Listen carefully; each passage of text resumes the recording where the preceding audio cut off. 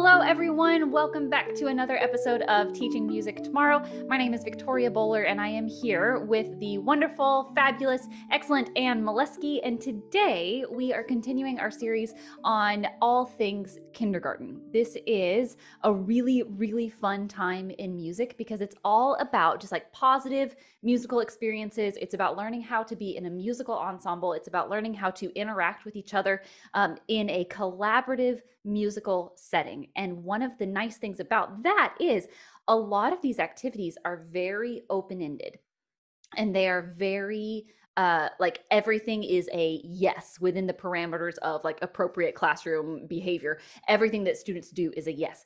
And one of the best ways we have to explore that open-ended, yes-based activity structure is with movement, which is what we get to talk about today. And we, in our conversations, we talk about music or kindergarten music as just vocabulary building. And this is a phrase that you use in conjunction with movement a lot, building musical vocabulary, building movement vocabulary. So do you want to talk anything about that? I know we've done other movement episodes before, but anything that you want to say before we jump in? Yeah, so when we're thinking about building vocabulary, I'm not talking about like students can tell you like the definition, the Webster's, Merriam-Webster's, whatever for that term. I'm talking about like a vocabulary of experience, which sounds very airy-fairy, but is basically the same idea that we talked about last episode, where we're building up repertoire.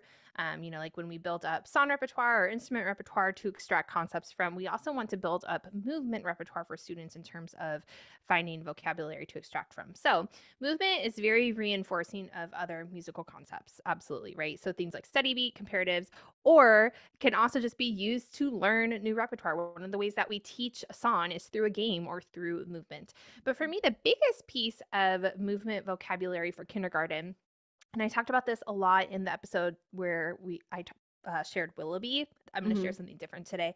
But the biggest concept is shared space versus self space. And I thought about this when you were talking last episode about ensemble, because with vocal exploration, we're thinking about like, okay, yes, it's my turn. And let me share my rooster that I found From last week, yes. right. And so like we have the rooster on our shoulder. We know that it's my turn to sing. Oh, it's my turn to move. Oh, I have to move with everybody. Nope, it's my turn to just move in my own space. All Yep. of those things are really important for students to differentiate between because they're learning how to interact in those kind of opposite scenarios. Oof, yeah. Yeah, and just to reiterate, when we talk about movement vocabulary, going back to something earlier you said, you're like, it's not that they know the definition. So students don't need to define sachet. We're not asking them Mm, to define moonwalk, to define, right. promenade. We're talking about a vocabulary of experiences. Because what we get is, if students don't know what their options are, then you are going to say, like, this time, how else could we say hello?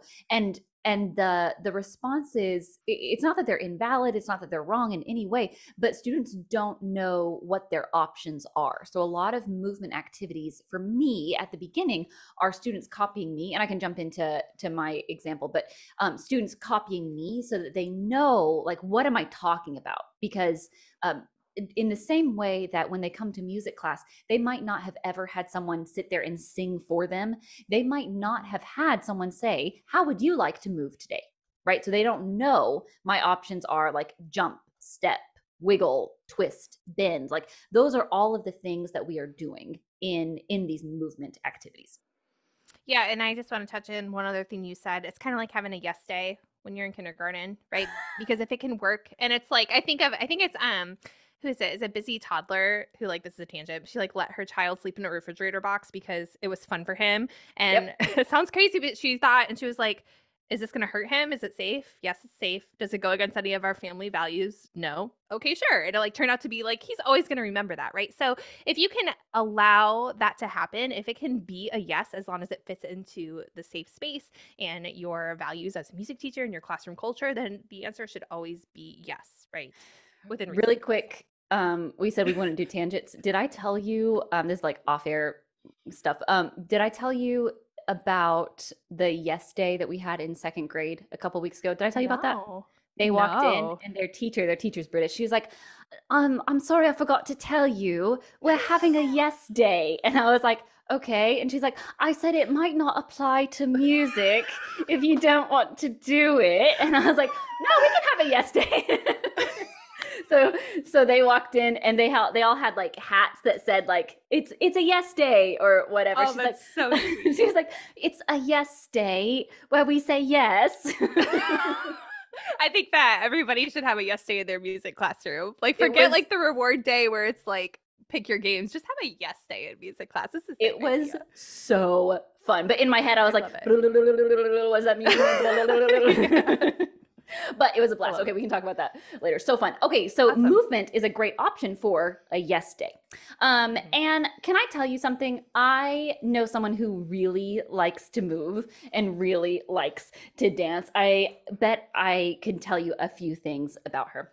Cause I know an old lady from Baltimore, Baltimore, Baltimore. I know an old lady from Baltimore. Let's see what she can do. Well, she can dance, I know she can, know she can, know she can. Well, she can dance, I know she can. Let's see what she can do. Cause I know an old lady from Baltimore, Baltimore, Baltimore. I know an old lady from Baltimore. Let's see what she can do. Well, she can jump, I know she can, know she can, know she can. She can jump, I know she can. Let's see what she can do. Cause I know, and you get the idea that we're singing the song. And then as you know, the B section, if this song is in A B form, she's going to do all sorts of things. And you can do the like action-based thing here, or you can do the movement vocabulary thing here. And what I mean by that is she can drive a car.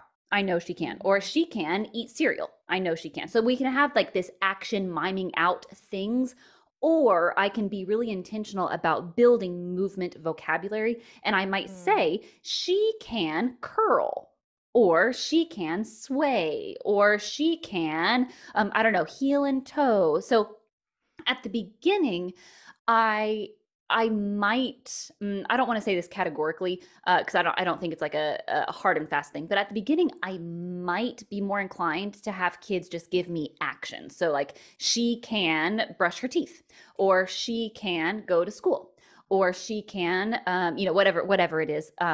That are in their vocabulary based things, like their experience things. And then I might shift over to intentionally building some movement vocabulary when I think it's ready, especially when it's time to kind of jump into a few more movement things like your Willoughby activity from earlier. So that's it. This is like there's nothing like really fun and exciting. I do want to say this is from I'm Growing Up from the Amadon's book, and the melody is Joshua Fit the Battle of Jericho, but the text is from them. So I want to make sure that I give that book a shout out because it's such a great resource.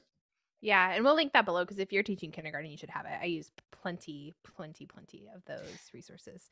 And since you said we'll link that below, this could be a good time to want to talk about other things linked below. Like if they want this resource, we're not just linking it. They have a lot more stuff that they can do. Do you want to say that? Because I forgot to say that at the beginning. We did forget. Yeah, no. So if you didn't hear on our last episode, this is the second in a 5-episode series all about kindergarten. And you can listen to these as they come out on your wherever you're listening, or you can go to teachingmusictomorrow.com and listen to all 5 episodes all at once and get some bonus resources that we're compiling for you in kind of a little kindergarten package. So if you teach kindergarten and you're looking for more resources like this, you can go there and log in and access it totally free. We just wanted to compile some extra good stuff for you guys there. Yep. Okay, great.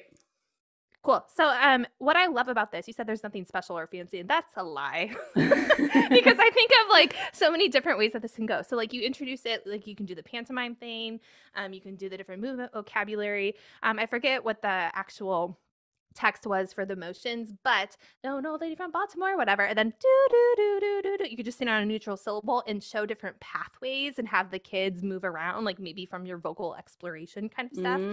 You could turn it into a concept-based focus if like you're doing fast versus slow. She likes to move really fast or something, like come up with something like that, right? That was horrible, but I think you get the idea. No, yeah, she's on a jet ski, she's on a sailboat. Yeah. Like those are different speeds. Yep.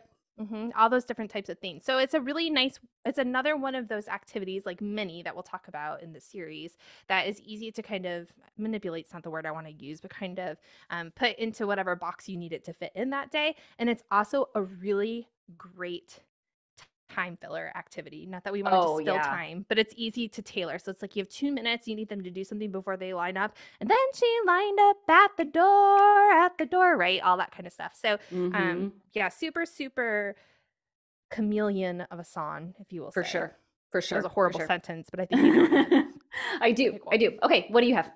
Yeah, so my like go-to, not necessarily movement activity in kindergarten, but comparative activity in kindergarten is a song called Andy Pandy. I think there's like a handy dandy riddle-y something or other. This is different. I learned this from my level 1 Kodai teacher, Karen Gentry, back in the day. And it goes like this. Andy Pandy, sugar and candy, all jump in. Andy Pandy, sugar and candy, all jump out. Andy Pandy, sugar and candy, all jump high. Andy Pandy, sugar and candy, all jump low. I should have gotten a note for my tuning fork because it's a little high, but that's okay. So the first thing I do is students are sitting down in their spots, and we take our hands, and our hands are the ones who get to jump. Okay, so you follow me. Andy Pandy, sugar and candy, all jump in. Andy Pandy, sugar and candy, all jump out. And it works best in a circle, right? Andy Pandy, sugar and candy, all jump high. Andy Pandy, sugar and candy, all jump low. Then the next thing that we're going to do is we're going to stand up, and then we're going to actually move our bodies in and out of the circle. Okay, so I'll jump in, I'll jump out, I'll jump high, I'll jump low, I'll stand up, and then we do it again. So the next step to this, so we've done lots of stuff with self-space, doing our own hands and our own self-space, shared space now in the circle, right? Figuring out how close we need to be to our neighbor, how much of a bubble we need to make sure that we're all staying safe. The next step is to find an object. Okay, so scarves are great for this, absolutely, right? So now your scarf is going to be the one doing the jumping with you. So, Andy Pandy, sugar and candy, all jump in. Andy Pandy, sugar and candy, all jump out. Andy Pandy, sugar and candy, all jump high. Andy Pandy, sugar and candy, all jump low. Okay, hopefully you can hear me. I'm jumping around my mic. So what's tricky about that is now we have ourselves in self-space with an object. So let's go a step further. Can you kind of keep the steady beat with this scarf when it's time to jump in? Andy Pandy, sugar and candy, all jump in. Andy Pandy, sugar and candy, all jump out. Andy Pandy, sugar and candy, all jump high. Andy Pandy, sugar and candy, all jump low. Then we get one of these bad boys. Have you used one of these before?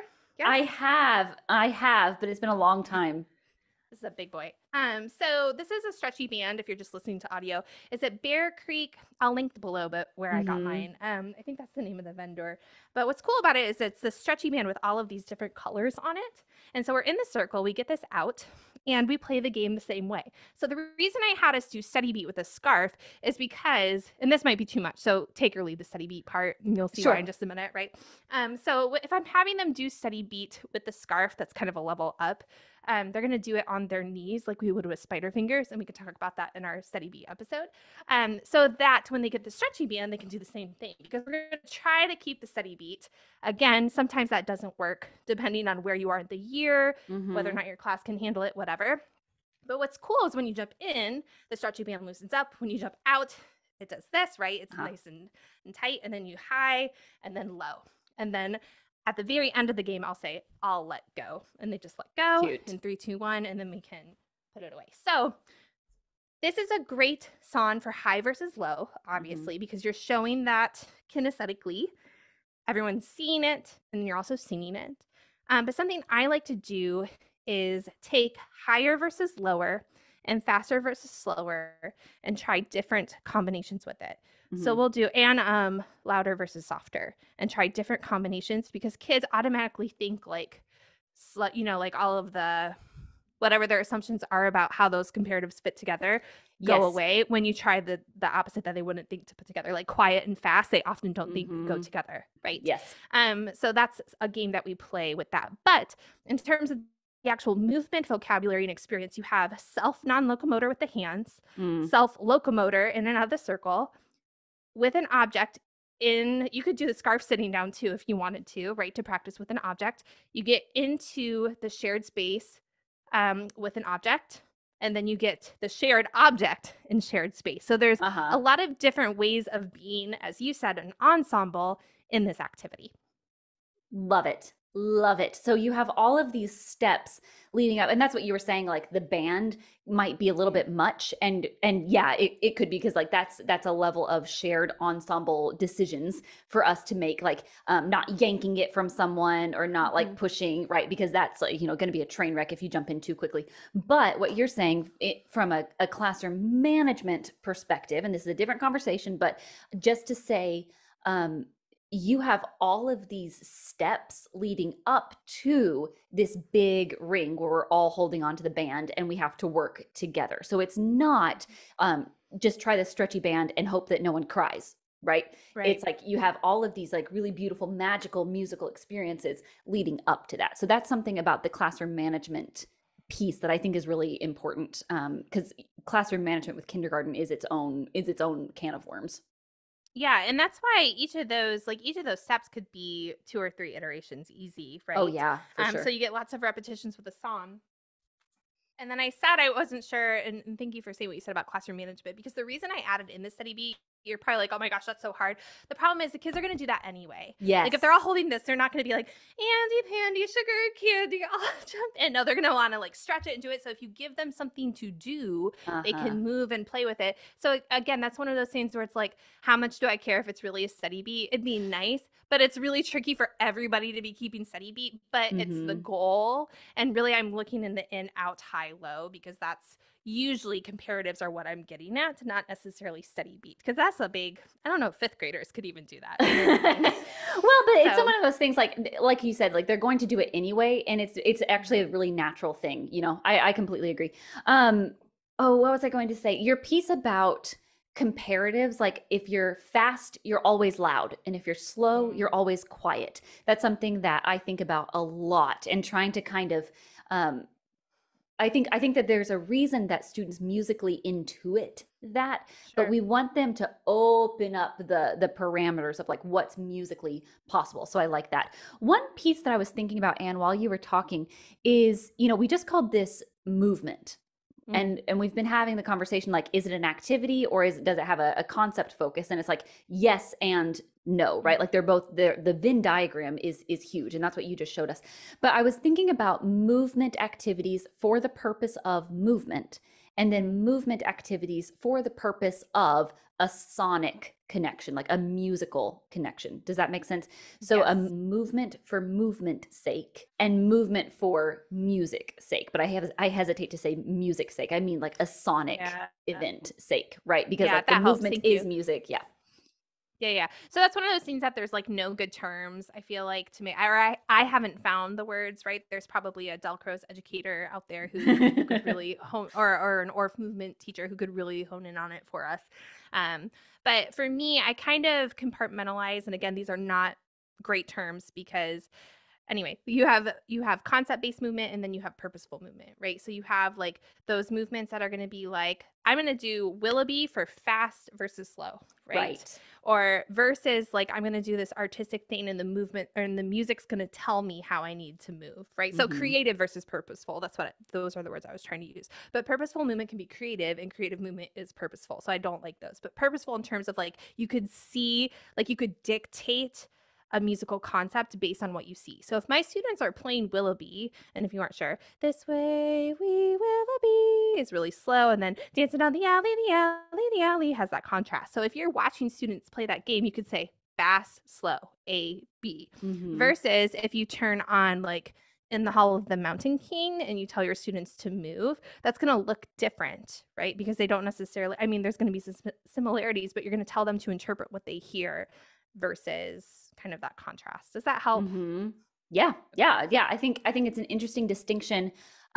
because you could have just a movement class, right? And that's its own art form. Like movement and dance is its own thing with its own set of literacy concepts, with its own set of, history and theory and all of that. And then you have music, which of course has its own set of history and theory and, vocabulary and all of that. And then I just think it's interesting how those two things can interact in like a music class, because we do so much movement and so much music. So it's just something I was chewing on while you were talking.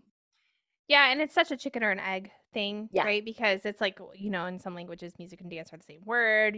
Right. They're inextricably tied. Like kids, like you automatically have that kinesthetic pull when you hear music. I think most of us do just inherently. So, I mean, that's like, we can have that debate later. But yeah, I think that having movement from like an artistic standpoint, from like a kinesthetic learning pathway, although that's been debunked, we can talk about that later. Different modes of learning, like everybody needs everything, right? From a kinesthetic mode of learning, and then just in terms of like being artistic, kinesthetic mode of learning, and then also like a classroom management standpoint for kindergarten, you got to keep these kids literally moving.